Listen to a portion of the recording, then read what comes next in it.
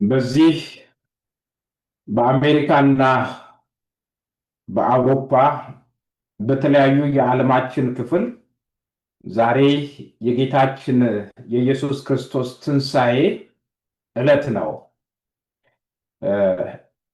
በነገራችን ላይ ትንሣኤ ምንድን ነው ብሎ አንድ ሰው ቢጠይቃችሁ መልሳችሁ ምን ይሆን?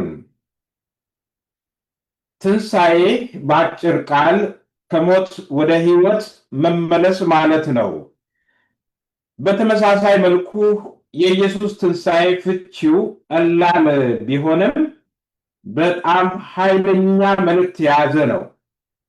የኢየሱስ ትንሣኤ ማለት ኢየሱስ ክርስቶስ ከተሰቀለ በኋላ በሦስተኛው ቀን ከሞት በአካል ተነሳ ማለት ነው። ትንሣኤ እንደ መጽሐፍ ቅዱስ ትርጉም በተለይም እንደ አንደኛ ቆሮንቶስ 15 ከቁጥር 3 እስከ 4 ባለው ክፍል እንደምናየው ኢየሱስ ስለ ኃጢአታችን ሞተ፣ ተቀበረ፣ በሦስተኛው ቀን እንደገና ተነሳ ማለት ነው። ክብር ለኢየሱስ ይሆን።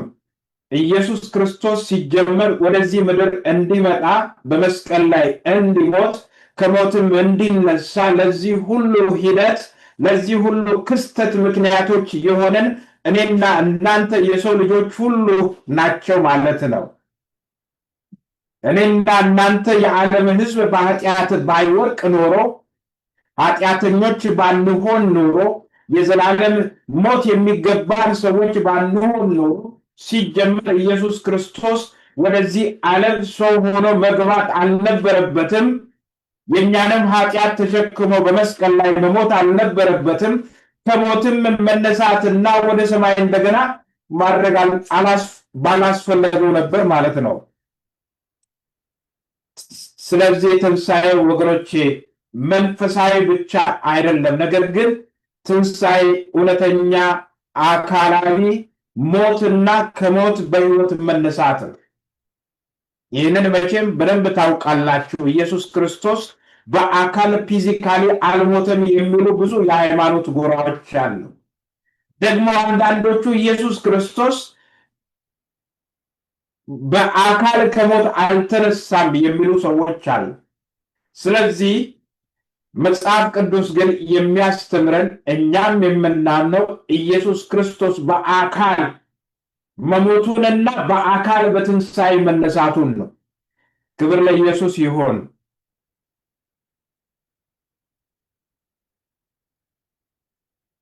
ትንሣኤ ምን ማለት ነው? በቀላሉ ትንሣኤ ከሞቱ በኋላ እንደገና በሕይወት መመለስ ማለት ነው። ትንሣኤ ጊዜያዊ ሕይወት ብቻ ሳይሆን ትንሣኤ ሕያው መሆን ማለት ነው።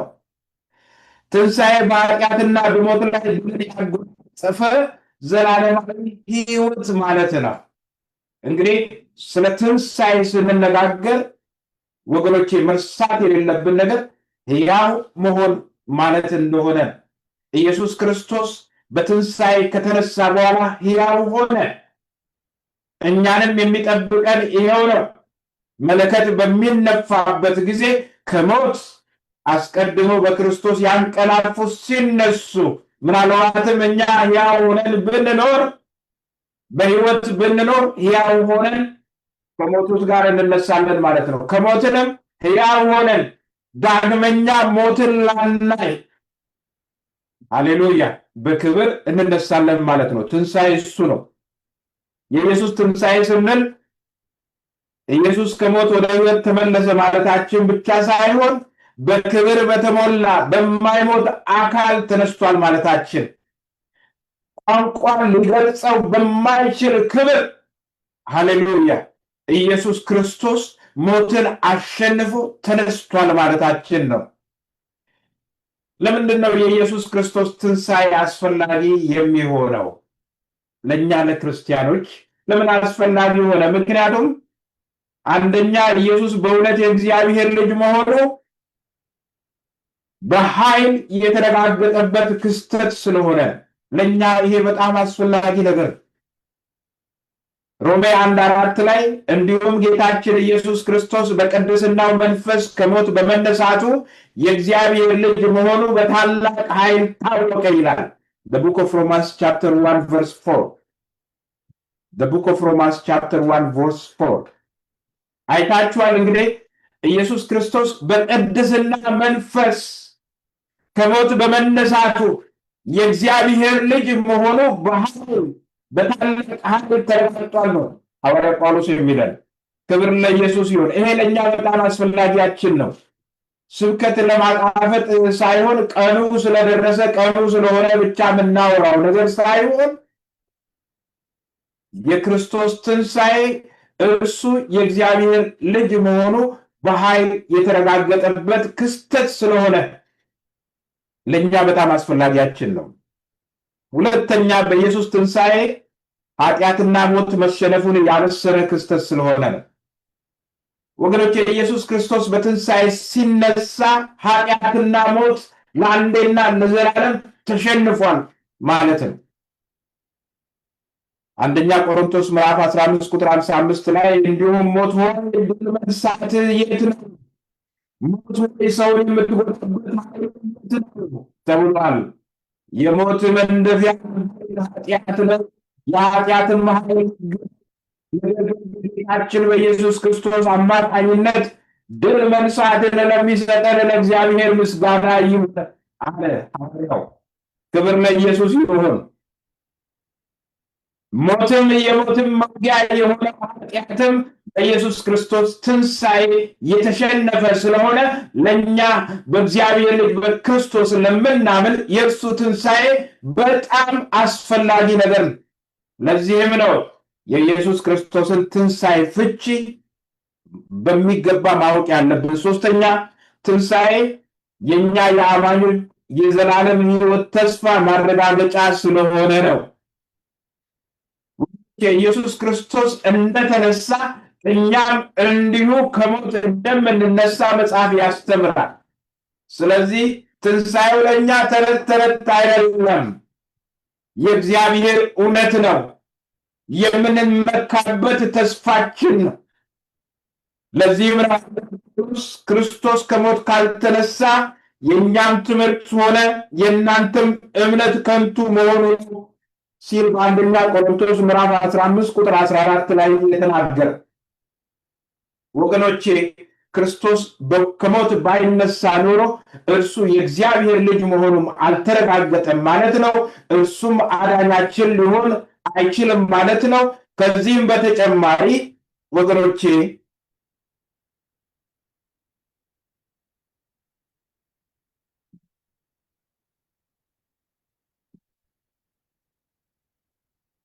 አይቲ ኤክስፐርት የሆነ ነገር ፊክስ እያደረጉ ነው። ድምፄ በትክክል ይሰማችኋል? ኤኮ አለ? አሁን የለም፣ ቅድም ነበር። ኦኬ፣ በጣም ጥሩ በጣም ጥሩ። እሱን እያስተካከሉ ነው። አሁን ኤኮ ከጠፋ ጥሩ ነው። ግን በጣም ዘግይተዋል። እዛ ያሉ የሚሰሙ እነ ቃል ኪዳን ማለት ነው፣ በሌላኛው ክፍል ያሉ።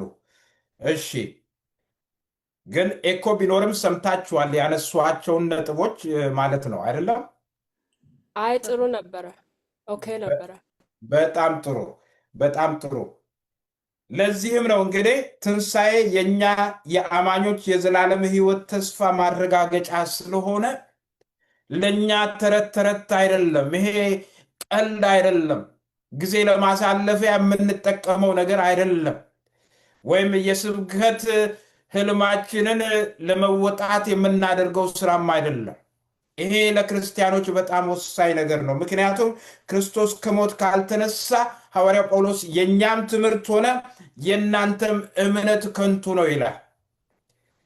ወገኖቼ እምነትም ሆነ ትምህርትም ከንቱ እንዳይሆን ያደረገው የክርስቶስ ኢየሱስ ሞትን አሸንፎ በዛሬው ዕለት መነሳቱ ነው።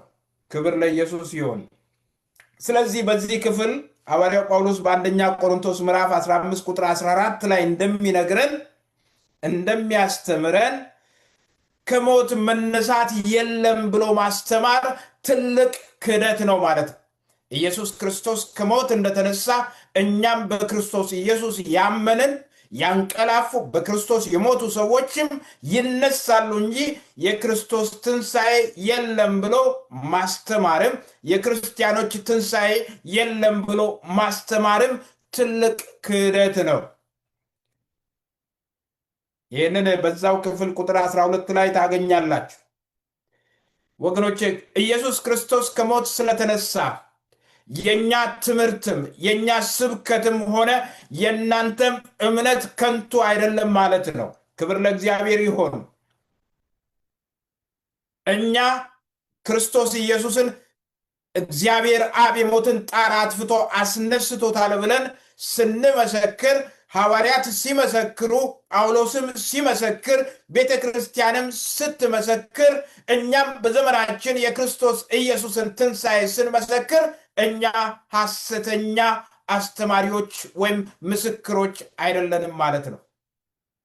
እኛ እውነተኛ የእግዚአብሔር ምስክሮች ነን። ክብር ለኢየሱስ ይሁን።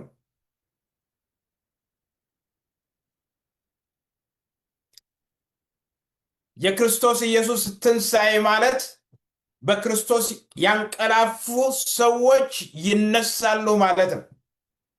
ዛሬ በክርስቶስ ኢየሱስ አምነው ያንቀላፉ ወላጆች ያላችሁ ሰዎች፣ እናት ያላችሁ ሰዎች፣ እህት ወንድም በጌታ ሲኖሩ የሞቱ ወገኖች ያላችሁ ሰዎች በሙሉ እንኳን ደስ አላችሁ።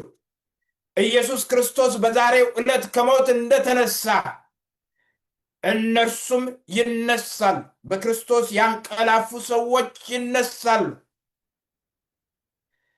የክርስትናን እምነት ከሌላው ሃይማኖቶች ሁሉ የተለየ የሚያደርገው ይሄ ነው። ያለን ተስፋ ነው፣ ያለን እምነት ነው፣ የተቀበልነው የዘላለም ሕይወት ነው። ክብር ለእግዚአብሔር ይሁን። ይሄ በሞት ያንቀላፉ ወገኖቻችሁን፣ ወላጆቻችሁን፣ እህት ወንድሞቻችሁን በክርስቶስ ትንሣኤ ምክንያት በእግዚአብሔር ቀን በእግዚአብሔር ቀጠሮ የምታገኙበት በትንሣኤ የምታገኙበት ክስተት የሆነበት ምዕራፍ ነው ማለት ነው። አዎ ወገኖቼ፣ እኛ ገና በኃጢአታችን የምንኖር ሰዎች አይደለንም ማለት ነው። ክርስቶስ ኢየሱስ ከሞት ስለተነሳ ኃጢአትም ሞትም በእኛ ላይ ኃይል የለውም ማለት ነው። ኢየሱስ ክርስቶስ ከሞት ስለተነሳ እስራታችንን በጠሰው፣ ቀንበራችንን ሰበረው። ኢየሱስ ነፃነት አወጣን፣ እኛም አርነት ወጥተናል። ክብር ለእግዚአብሔር ይሁን። የእግዚአብሔር መንፈስ ባለበት በዚህ አርነት አለ ይላል። እኔ የእግዚአብሔር መንፈስ መኖሩን በሕይወቴ ያጣጣምኩት ሊትራሊ የደህንነትን ትምህርት ስማር፣ የደህንነት ትምህርት ተምሬ ከተጠመቅኩ በኋላ የደቀ መዝሙርነትን ትምህርት ስማር እግዚአብሔር መንፈስ በአጠገባችን እንዳለ በሕይወታችን እንዳለ ሊትራሊ ያወቅኩት ያኔ ነው። 7 ነው 10 ሰው የሚይዘው ቤንች ወጠምሻ ጎረምሶችን ይዞ በእኔ ላይ ካረፈው ከእግዚአብሔር የመንፈስ ቅዱስ ኃይል የተነሳ ሲነቀንቀው ያኔ በሕይወቴ የእግዚአብሔርን መንፈስ አጣጥሜያለሁ። ይህ የምነግራችሁ የ34 የ36 ዓመት ታሪክ ወገኖቼ። እኛ በኃጢአት የምንኖር ሰዎች አይደለም። በእኛ ውስጥ የሚኖረው የእግዚአብሔር መንፈስ ነው። እግዚአብሔር ቤተ መቅደሱ እንድንሆን ቀድሶናል። ከዘላለም ሞት ከዘላለም ጥፋት አድኖናል። በክርስቶስ የሆኑ ሰዎች በጠቅላላ አልጠፉም ማለት ነው። የክርስቶስ ትንሣኤ ማለት የእሱን ትንሣኤ ብናከብርም ለእኛ የእሱ ትንሣኤ ያመጣልን ትሩፋቶች የትየለሌላ ናቸው። ቃላት አይገልጻቸውም፣ ቋንቋ አይገልጻቸውም። ከአእምሯችን በላይ ነው። ክብር ለእግዚአብሔር ይሆን። የሞትን ጣር አጥፍቶ ኢየሱስ ክርስቶስን ያስነሳው እግዚአብሔር ክብር ይሆንለት። ወገኖቼ የኢየሱስ ትንሣኤ ጌታ በሞት ላይ ያደረገውን ድልና ኃይሉን የሚያረጋግጥ ሲሆን ለእኛ ደግሞ የዘላለም ሕይወት ተስፋ የሰጠን ክስተት ነው። ከሞት ባሻገር ሕይወት አለን እኛ። አዎ እንደዘመር ነው አባቶቻችን እንደዘመሩት ከሞት ባሻገር ሕይወት አለን። ከዚህ ዓለም ባሻገር ሌላ አገር አለ። እኛ ምስኪኖች አይደለንም። የሚታዘንልን ምስኪኖች አይደለንም። እኛ አገር ያለን ሰዎች ነን። የሰማይ አገር የሚጠብቀን ሰዎች ነን። የሰማይ ርስት የሚጠብቀን ሰዎች ነን። ከበጉ ከኢየሱስ ክርስቶስ ጋር ለዘላለም ለመኖር የታጨን ሰዎች ነን። ከሞትና ከኃጢአት ሕግ ኢየሱስ ክርስቶስ ነፃ ያወጣን ሰዎች ነን። ዛሬ የስብከቴ ርዕስ ኢየሱስ ተነስቷል የሚል ነው። ከእግዚአብሔር ቃል የምናገረው ከማቴዎስ 28 ከቁጥር 1 እስከ 10 ነው። የያዝኩት አዲሱ መደበኛ ትርጉም ነው። The Gospel of Matthew chapter 28 verse 1 up to 10። ሰንበትም ካለፈ በኋላ ከሳምንቱ በመጀመሪያው ቀን ጠዋት በማለዳ መግደላዊት ማርያምና ሌላይቱ ማርያም መቃብሩን ለማየት ሄዱ። እነሆ በድንገት ታላቅ የምድር መናወጥ ሆነ። የጌታ መልአክ ከሰማይ ወርዶ መቃብሩ የተዘጋበትን ድንጋይ አንከባለለና በላዩ ተቀመጠ። የመልአኩ ፊት እንደ መብረቅ ያበራ ነበር፣ ልብሱም እንደ በረዶ ነጭ ነበር። ጠባቂዎቹ መልአኩን ከመፍራት የተነሳ በመንቀጥቀጥ እንደ በድን ሆኑ። መልአኩ ግን ሴቶቹን እንዲህ አላቸው፣ እናንተስ አትፍሩ፣ የተሰቀለውን ኢየሱስን እንደምትፈልጉ አውቃለሁ። እርሱ እዚህ የለም፣ ቀደም ብሎ እንደተናገረ ተነስቷል። እዚህ የለም፣ ተቀብሮበት የነበረበትን ስፍራ ኑና እዩ። እንግዲህ በፍጥነት ሄዳችሁ ለደቀ መዛሙርቱ ከሞት ተነስቷል፣ እነሆ ወደ ገሊላ ቀድሟችሁ ይሄዳል፣ በዚያ ታገኙታላችሁ ብላችሁ ንገሯቸው። እነሆ ነግሬያችኋለሁ።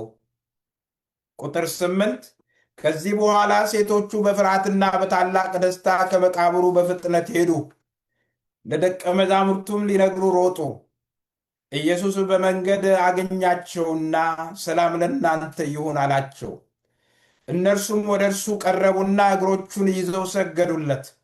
በዚያን ጊዜ ኢየሱስ አትፍሩ፣ ሂዱና ወደ ገሊላ እንዲሄዱ ለወንድሞቼ ንገሯቸው፣ የሚያዩኝም በዚያ ነው አላቸው ይላል።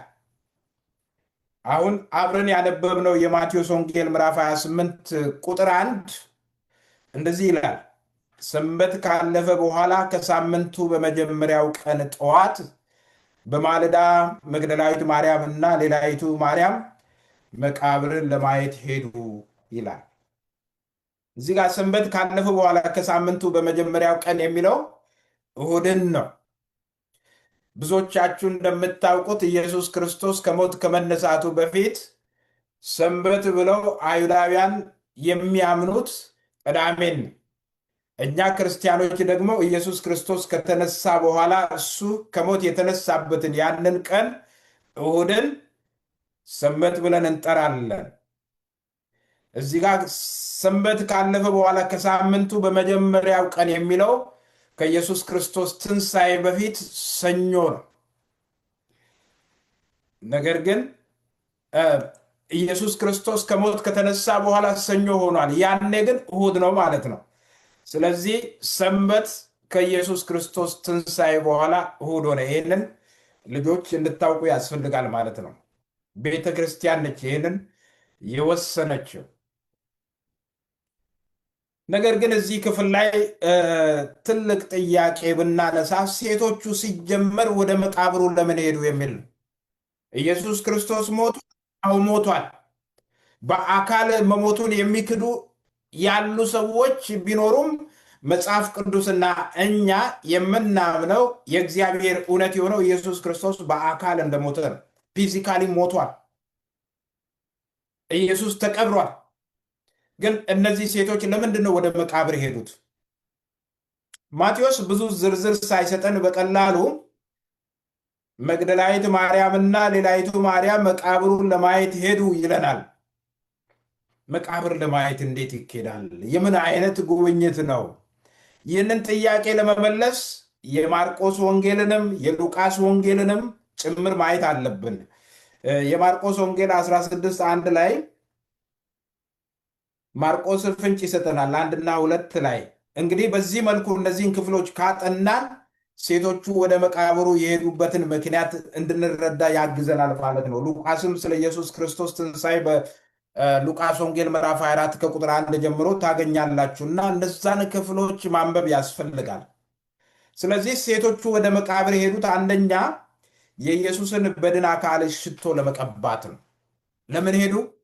ያንን ሙት የሆነውን አካሉን አስክሬኑን ሽቶ እንቀባለን ብለው ነው የሄዱት።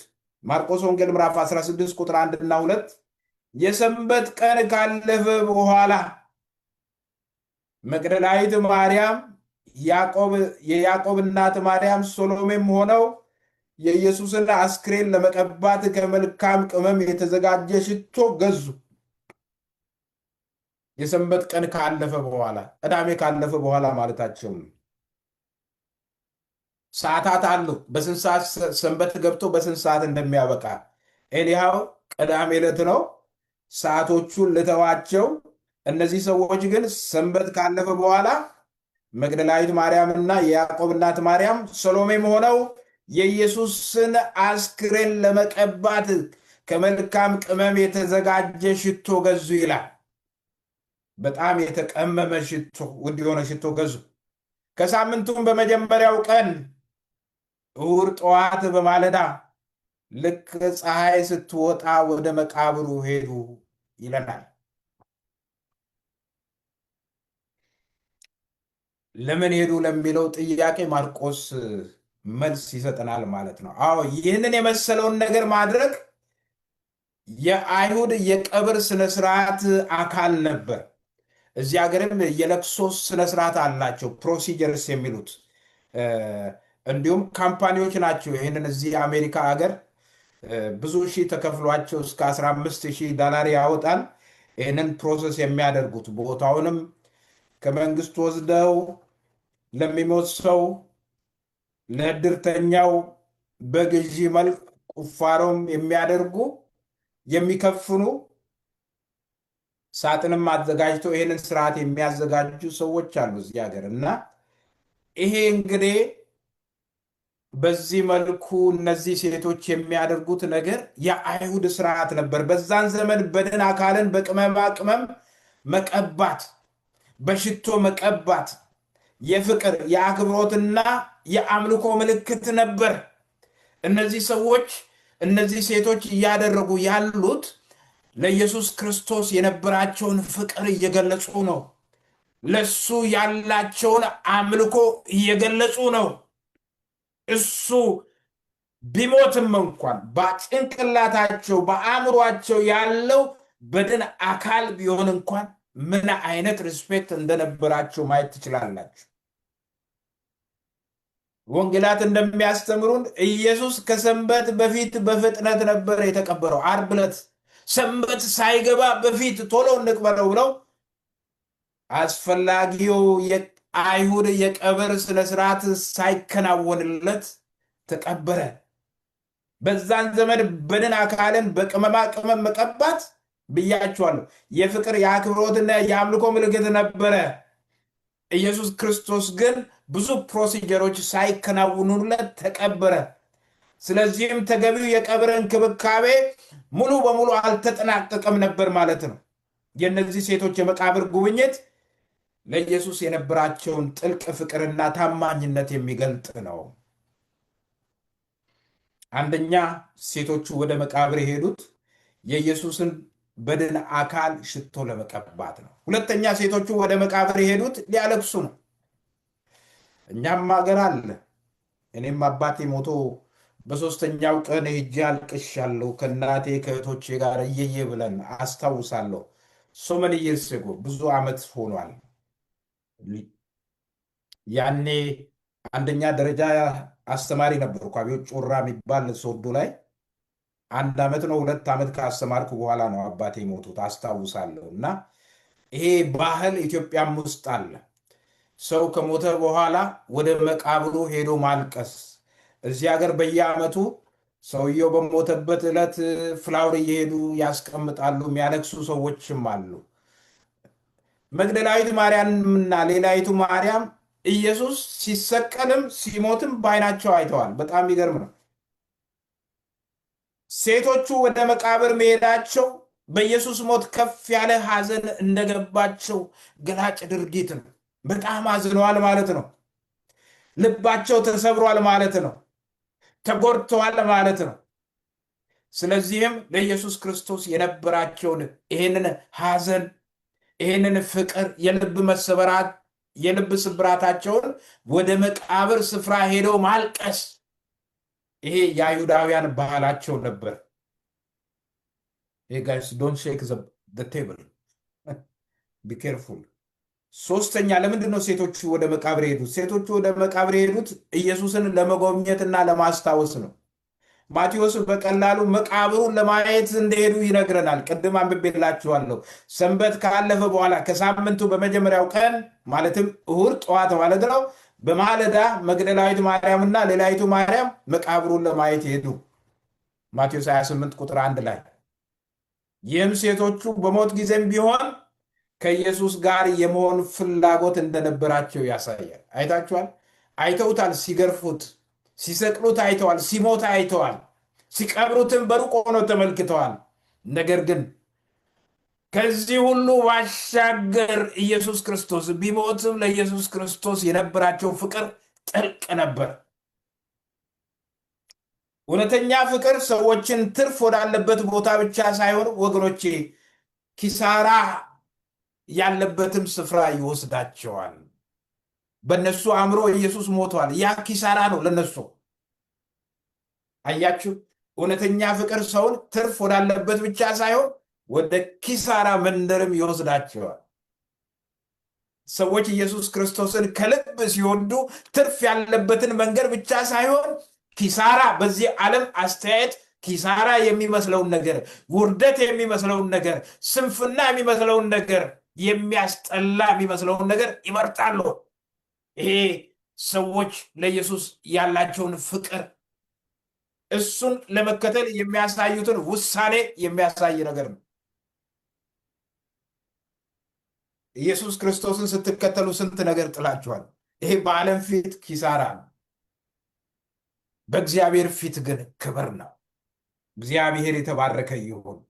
የእነዚህ ሴቶች ድርጊት ተስፋ ያደረጉት ነገር ቢጠፋም እንኳን እነርሱ ታማኝ ሆነው መቀጠላቸውን ያሳያል። ተስፋ አድርገው ነበረ እስራኤልን ይቤዣለሁ ብለው፣ እነሱም እስራኤላውያን ናቸው።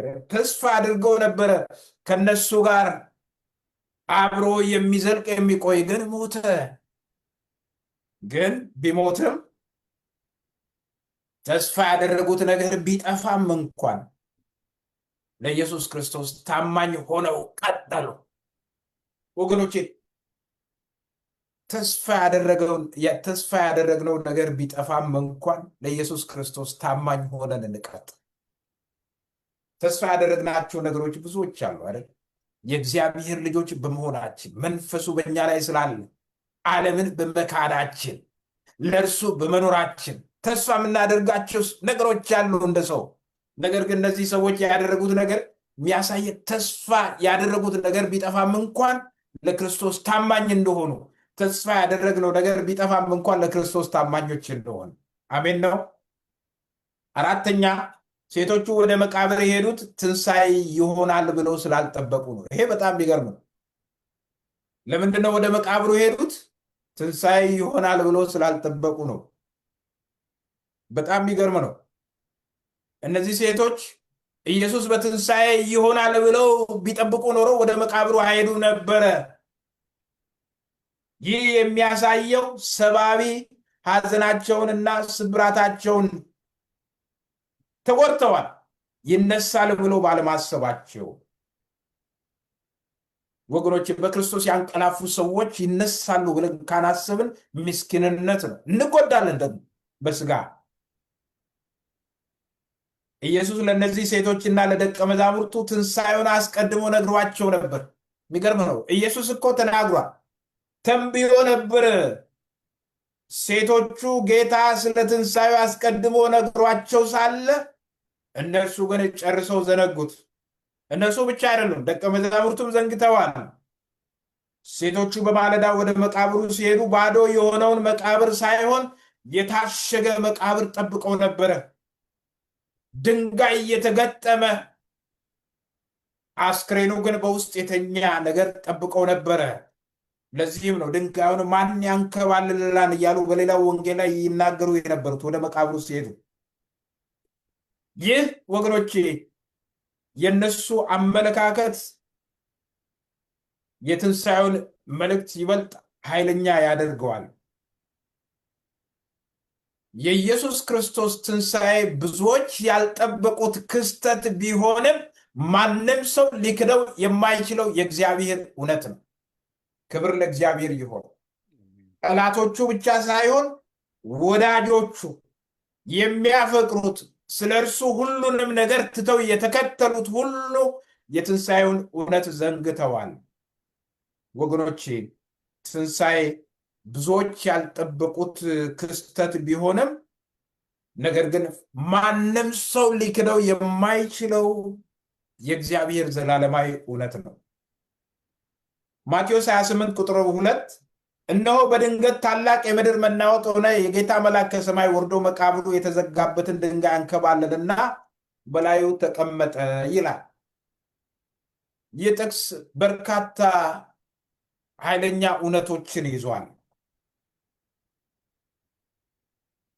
የማቴዎስ ወንጌል ምዕራፍ 28 ቁጥር 2 እግዚአብሔር በሞት ላይ ኃይል እንዳለው ይገልጣል። ወገኖች እግዚአብሔር ኃይል አለው። እግዚአብሔር በሞትም ላይ ኃይል አለው። እግዚአብሔር አምላክ በኢየሱስ ክርስቶስ ሞትና ትንሣኤ በቀጥታ በንቃት ጣልቃ መግባቱን የሚያሳይ ክስተት ነው። እግዚአብሔር ምን አደረገ?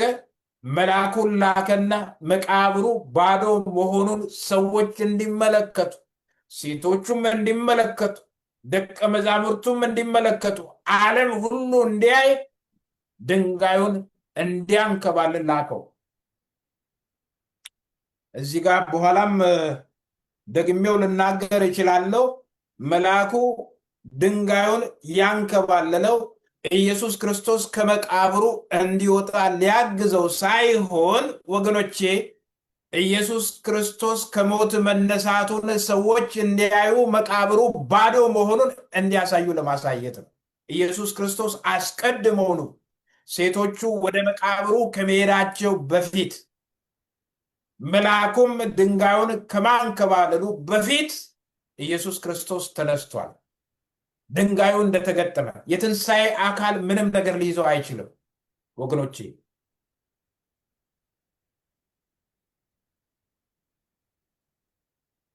ድንጋዩ የተንከባለለው ለሴቶቹ ወይም ለምስክሮቹ እንጂ ለኢየሱስ አይደለም። ሌላው ይህ ክፍል ድልና ስልጣን በሚገልጥ ቃል ያስተምረናል። በድንጋዩ ላይ የተቀመጠው መልአክ በድል አድራጊነት እግዚአብሔር ማሸነፉን ያመለክተናል። አላየሁትም እንጂ መልአኩ በኩራት የተመለከተ ይመስለኛል። እየፈራ እየደነገጠ ያለ በኩራት ድንጋዩ ላይ ቁጥጥ ብሎ እንደ አሸናፊ ጀነራል ጦርነቱን አሸንፈው እንደጨረሰ ጀነራል ቁጭ ብሏል። የተዋጋው እግዚአብሔር፣ ያሸነፈው እግዚአብሔር፣ የላከው እግዚአብሔር። መልአኩ ገርሞታል። በድንጋዩ ላይ ቁጭ አለ ገልብጦት።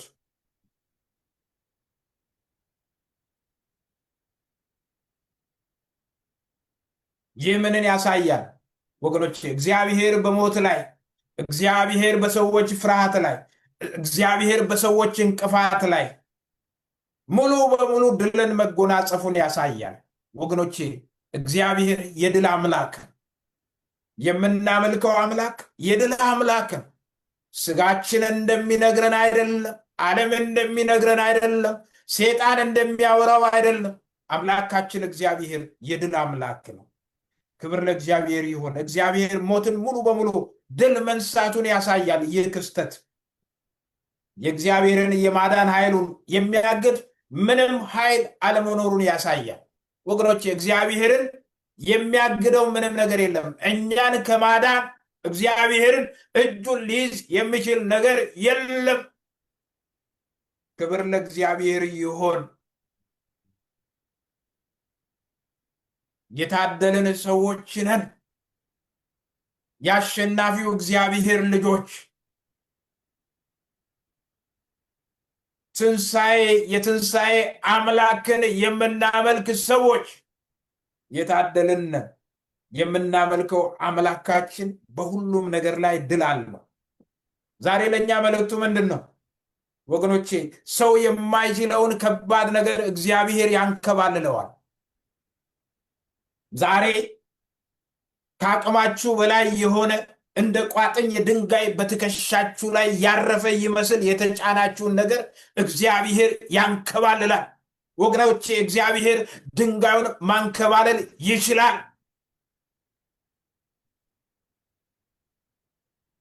ትላንት ከትላንት በስቲያ ዛሬም የተጫናችሁ ነገር በሙሉ በእግዚአብሔር ልጅ በኢየሱስ ክርስቶስ የትንሣኤ ኃይል በኢየሱስ ስም ከላያችሁ ላይ ተንከባለለ።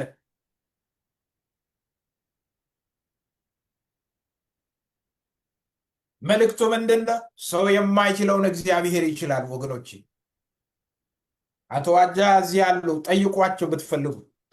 ሰው የማይችለውን እግዚአብሔር ሲችል አይተዋል። በዘመናቸው መንግስትን፣ የኢትዮጵያ መንግስትን፣ የደርግ መንግስትን ማን ሊያቆመው ይችላል? አይተዋል። እግዚአብሔር ሲያቆመው ትንሿን ወንዝ ባህር ሲያደርገው አይተዋል። የታጠቀ ሰራዊት ከወንዙ ማዶ ሆነው እሳቸው ከወንዙ ወዲያ ሆነው የሞትን ኃይል እግዚአብሔር አሸንፎ አሻግሯቸው አይተዋል። ምስክሮች ነን። እኛም እያንዳንዳችን አይተናል። ወገኖቼ ለሰው የማይቻል ለእግዚአብሔር ይቻላል። ዛሬ የማትችሉት ነገር ምንድን ነው? ያ ለማትችሉት ነገር እግዚአብሔር አለለት። አሳልፋችሁ ስጡ። ድንጋይ ለሰው እንቅፋት የሆነ ነገርን ይወክላል። ድንጋይ ፍርሃት፣ ኃጢአትና ተስፋ መቁረጥን የሚወክል ነገር ነው። የሰውን ፍርሃት፣ ኃጢአትና ተስፋ መቁረጥን ወገኖች እግዚአብሔር አስወግዷል። ዛሬም ያስወግዳል። ወገኖቼ የእኛ ተስፋ ሕያውና አስተማማኝ ነው። ተስፋ ያደረግነው እግዚአብሔርን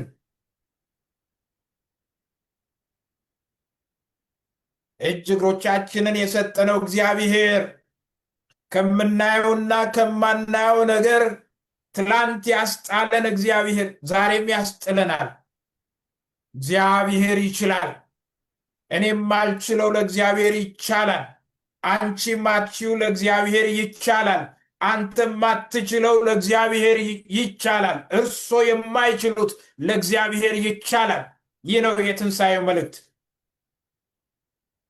ከሞትም ያድናል እግዚአብሔር። በድንጋዩ ላይ የተቀመጠው መልአክ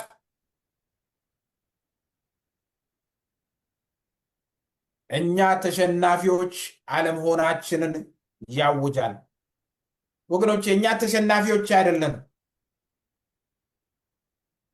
እኛ ከአሸናፊዎች እንድንበልጥ ክርስቶስ ኢየሱስ አድርጎናል። ሐዋርያ ጳውሎስ እንደዛ ነው አይደለም የሚለው? እኛ ከአሸናፊዎች እንበልጣለን ነው የሚለው። ይሄ ተራ የአብዮት መፎክር አይደለም። እውነተኛ የእግዚአብሔር ቃል ነው። ከአሸናፊዎች እንድንበልጥ ተደርገናል። ከአሸናፊዎች እንድትበልጡ በክርስቶስ ኢየሱስ ተደርጋችኋል። የማቴዎስ ወንጌል ምዕራፍ 28 ከቁጥር 3 እስከ 6 አነባለሁ። The Gospel of Matthew chapter 28 verse 3 and 6 የመልአኩ ፊት እንደ መብረቅ ያበራ ነበር፣ ልብሱም እንደ በረዶ ነጭ ነበር። ጠባቂዎቹ መልአኩን ከመፍራት የተነሳ በመንቀጥቀጥ እንደ በድን ሆኑ። መልአኩ ግን ሴቶቹን እንዲህ አላቸው፣ እናንተስ አትፍሩ፣ የተሰቀለውን ኢየሱስን እንደምትፈልጉ አውቃለሁ። እርሱ እዚህ የለም፣ ቀደም ብሎ እንደተናገረው ተነስቷል። እዚህ የለም፣ ተቀብሮበት የነበረበትን ስፍራ ኑና እዩ አላቸው። በዚህ ክፍል የምናየው ትልቁ ስዕል የእግዚአብሔር ኃይልና የእግዚአብሔር ክብር ነው። እንደ መብረቅ ያበራ የነበረው የመልአኩ ፊትና እንደ በረዶ ነጭ የነበረው የመልአኩ ልብስ ወገኖቼ መለኮታዊ ንጽሕናን፣ ቅድስናን እና የእግዚአብሔርን ድልን ያመለክታል። ቁጥር 4 ላይ ጠባቂዎቹ እየተንቀጠቀጡ እንደ በድን መሆናቸው የሮማውያን ወታደራዊ ስልጣን የእግዚአብሔርን ኃይል መቋቋም እንደማይችል ያስተምረናል። ወገኖቼ ሮም ዓለምን ትገዛ ነበር። ወታደሮቿም የታወቁ ጀግኖች ነበሩ። ነገር ግን ወገኖቼ የእግዚአብሔርን ኃይል መቋቋም አልቻሉም። አዎ ዛሬም በዚህ ዘመን የእግዚአብሔርን ኃይል መቋቋም የሚችል ማንም የለም። የክርስቶስ ትንሣኤ ለሚቃወሙት ሰዎች አስፈሪ ክስተት ነው። ለእኛ ግን ለዘላለም ሕይወታችን ዋስትና፣ ከኃጢአት ባርነት ነፃ የወጣንበት ክስተት ነው። ክብር ለእግዚአብሔር ይሁን። ቁጥር 5 የሚነግረን እውነት ፍርሃት ወደ ተስፋ መለወጡ ነው። መልአኩ ግን ሴቶቹን እንዲህ አላቸው፣ እናንተስ አትፍሩ፣ የተሰቀለውን ኢየሱስን እንደምትፈልጉ አውቃለሁ አላቸው። መልአኩ ለሮም ወታደሮች ደንታ አልነበረውም። እነሱ ፈርተዋል፣ እነሱ ደንግጠዋል። ግን ሴቶቹን አትፍሩ አላቸው። የተሰቀለውን ኢየሱስን እንደምትፈልጉ አውቃለሁ አላቸው። ወደ መቃብር በማለዳ ያመጣችሁ ለክርስቶስ ያላችሁ ፍቅር እንደሆነ አውቃለሁ፣ አትፍሩ አላቸው።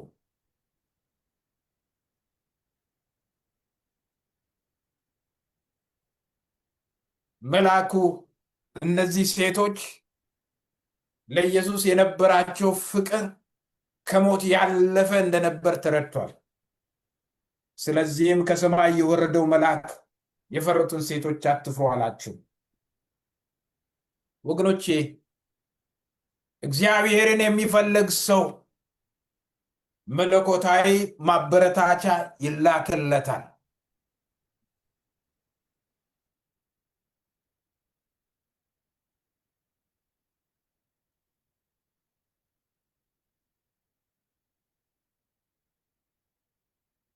ልትጠይቋቸው ትችላላችሁ።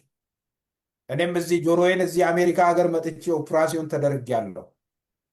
ይሄ ቀኝ ጆሮዬን እና አነስቴዚያ ከሰጡኝ በኋላ ጆሮዬን ሲቆርጡት አልተሰማኝም።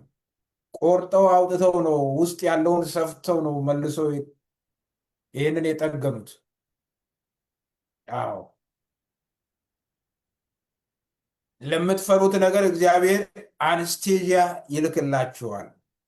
ላስፈራችሁ ነገር፣ ለምትፈሩት ነገር፣ ጀግና ንጉሥ ለመሰለው ነገር እንዳትፈሩት እግዚአብሔር ማበረታቻ ይልክላችኋል። አበረታች ይላክላችኋል። ወገኖቼ ኢየሱስን የሚፈልግ ሰው ፍርሃቱ ወደ ተስፋ ይለወጣል።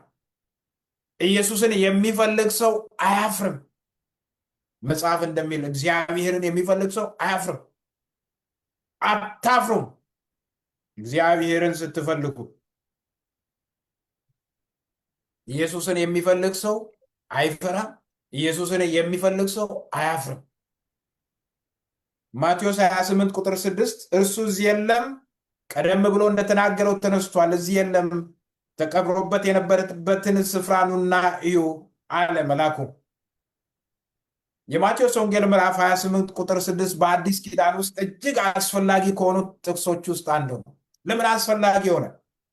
ምክንያቱም የኢየሱስ ክርስቶስን ትንሣኤ በግልጽ የሚያውጅ ክፍል ስለሆነ ነው። ክብር ለእግዚአብሔር ይሁን። ወገኖቼ የወንጌል መልእክት ዋና ሐሳብ ኢየሱስ ክርስቶስ ተነስቷል የሚል። አዎ እዚህ የለም ተነስቷል የሚለው ሐረግ የክርስትናችን መሰረት ነው። ኢየሱስ ተነስቷል የሚለው መልእክት ሞት ድል መደረጉን የሚገልጽ አዋጅ ነው። ትንሣኤ የድል ዜና ነው። ትንሣኤ በእግዚአብሔር የተፈጸመ ተስፋ ነው። ሃሌሉያ። ዛሬ የምናገረው የድል ዜና ነው። የትንሣኤ ዜና ነው። የክርስትናን መሰረት ነው። ክብር ለእግዚአብሔር ይሁን። ከታሪካዊ አውድ እንደምንረዳው ይህ የሆነ ወገኖች እሁድ ጠዋት ነው። ማለትም ኢየሱስ ዓርብ ከተሰቀለና ከተቀበረ በኋላ በመጀመሪያው እሁድ የሆነ ክስተት ነው። ኢየሱስ ከመሞቱ በፊት በአገልግሎቱ ወቅት ትንሣኤውን ብዙ ጊዜ በግልጽ ተንብየዋል። እርሱ የተናገራቸው እነዚህ ትንቢቶች በወንጌላት ውስጥ ይገኛሉ። አንደኛ ኢየሱስ ከሞት እንደሚነሳ በመጀመሪያ የተናገረው በማቴዎስ ወንጌል ምዕራፍ 16 ቁጥር 21 ላይ ነው። በዚህ ክፍል ጌታ ኢየሱስ ወደ ኢየሩሳሌም እንደሚሄድ ተናግሮ ነበር። መከራ እንደሚቀበልና እንደሚሞት ተናግሮ ነበር። በሶስተኛው ቀን ከሞት እንደሚነሳም ተናግሮ ነበር። ክብር ለእግዚአብሔር ይሁን። ይህ ሞቱንና ትንሣኤውን በሚመለከት ኢየሱስ የተናገረው የመጀመሪያው ግልጽና ቀጥተኛ የእርሱ ትንቢት ነው። የት ነው ያለው? የማቴዎስ ወንጌል ምዕራፍ 16 ቁጥር 21 The Gospel of Matthew chapter 16 verse 21። ሁለተኛ በገሊላ ሳሉ ኢየሱስ በማቴዎስ 17 ቁጥር 22 እስከ 23 የተናገረው ሁለተኛ የእርሱ ትንቢት ነው። ኢየሱስ ለደቀ መዛሙርቱ እርሱ በኃጢአተኞች እጅ ተላልፎ እንደሚሰጥ ነገራቸው። እርሱን ሰዎች እንደሚገሉት ነገራቸው። በሶስተኛው ቀን እንደሚነሳ ነገራቸው።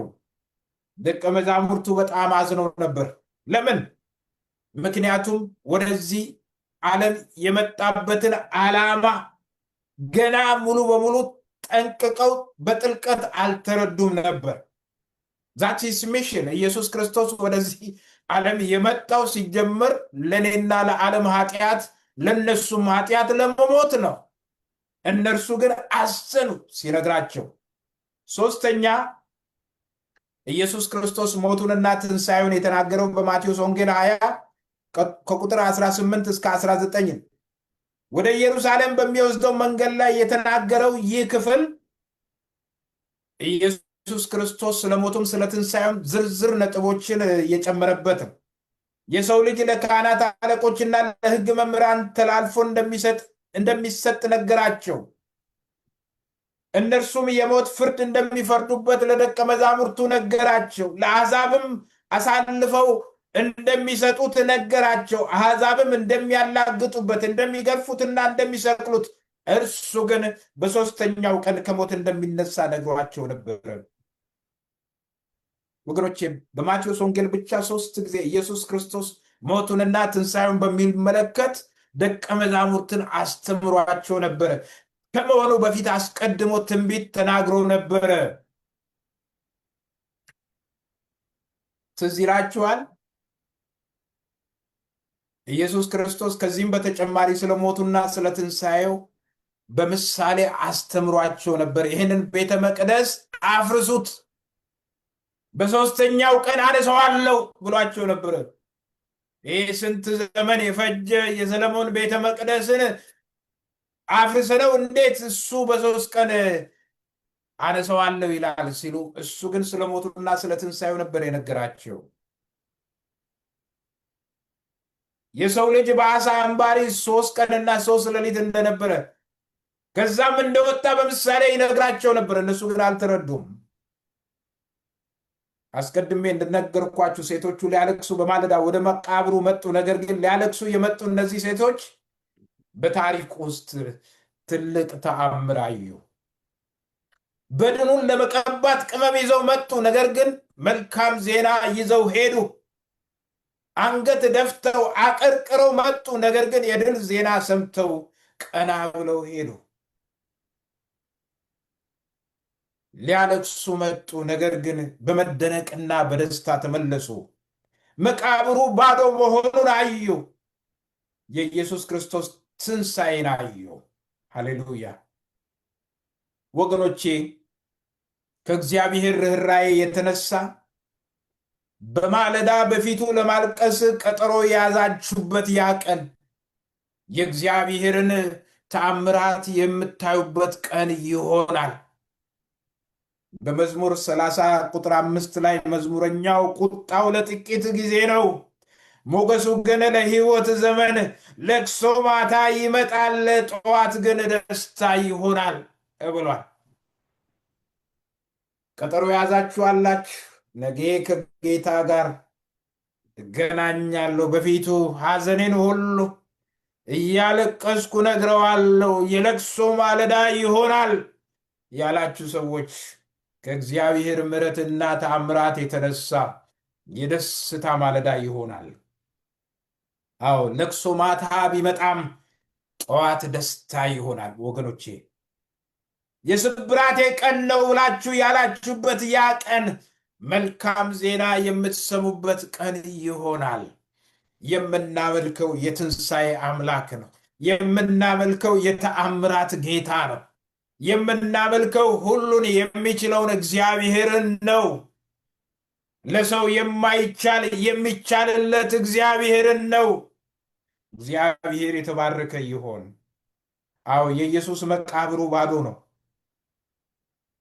መቃብሩ ባዶ የሆነው ሞት ኢየሱስን ይዞ ሊያስቀረው ስላልቻለ ነው። ሞት አዝኖለት ሳይሆን ሊይዘው አልቻለም። ስለዚህ ለቀቀው።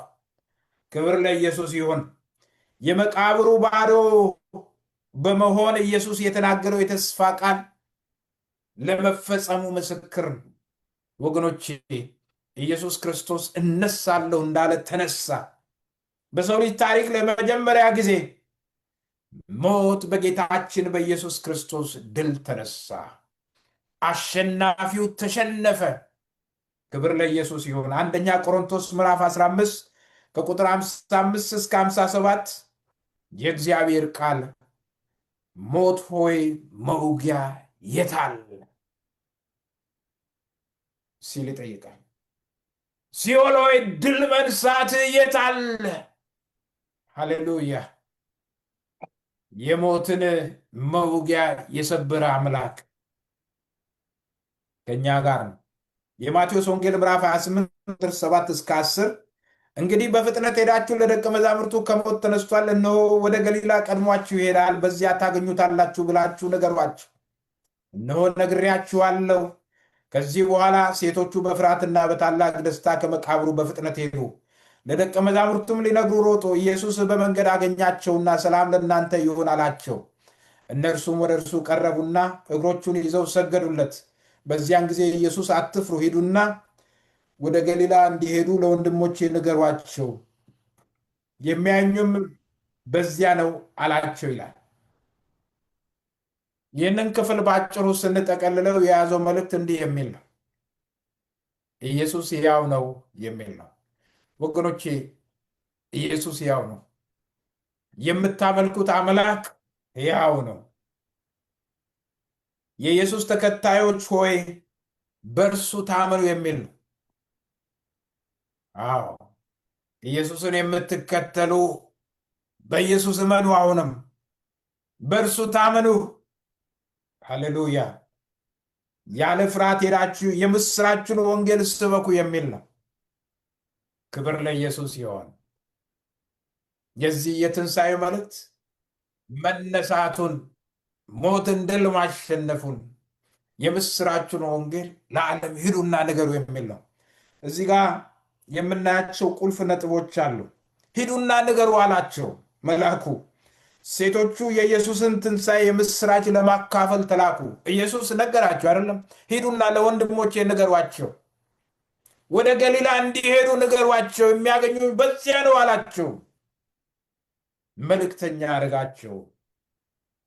መልአኩ አትፍሩ አላቸው። ኢየሱስም እነዚህን ሰዎች አትፍሩ አላቸው። በዚህ ክፍል አትፍሩ የሚል መልእክት ተደጋግሞ እናያለን።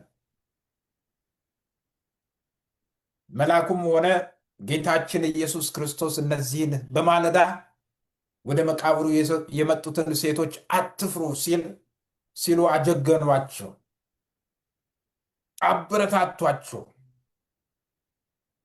ሌላው ኢየሱስ ተነስቷል የሚል ነው። ኢየሱስ እንደተነሳ ከመልአኩ ሰምተዋል፣ ግን ኢየሱስን በመንገድ አግኝተውታል።